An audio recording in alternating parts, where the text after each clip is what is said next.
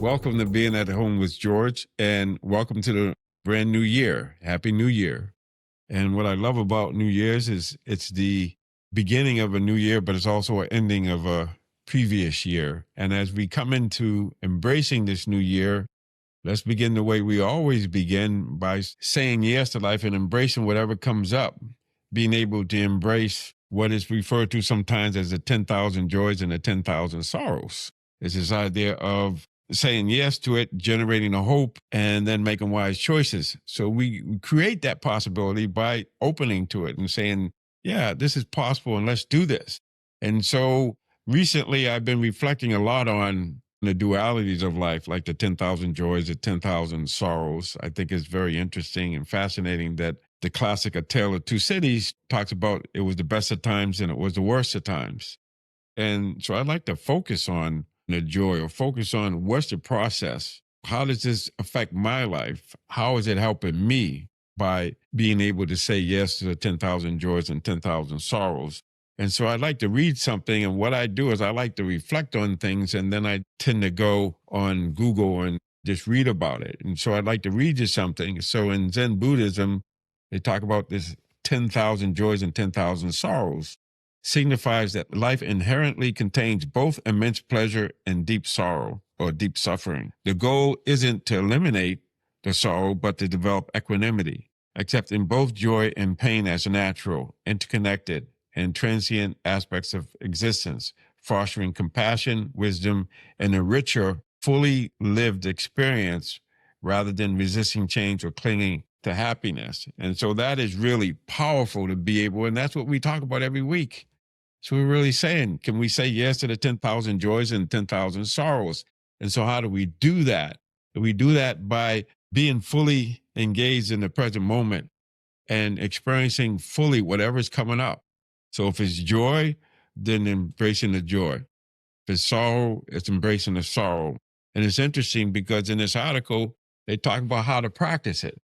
And so I want to share that with you and see how that lines up with my practice and how maybe it lines up with your practice or how you apply this to your life.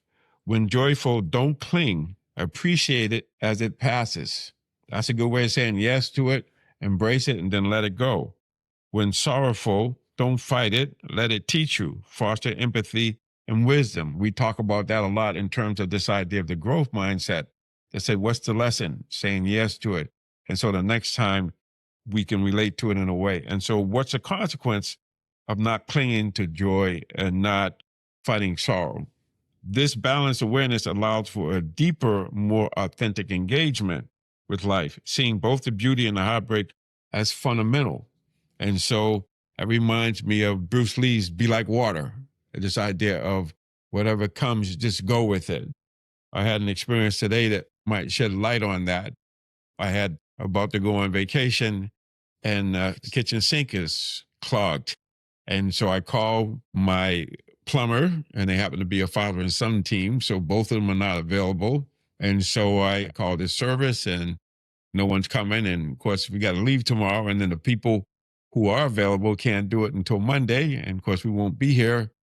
And so we're going through this and I'm going through all the options. And then we call these folks that helped us in the past. And they said, well, we can't come there till tomorrow just before we leave. And I'm not feeling that. So I call the service and I'm waiting.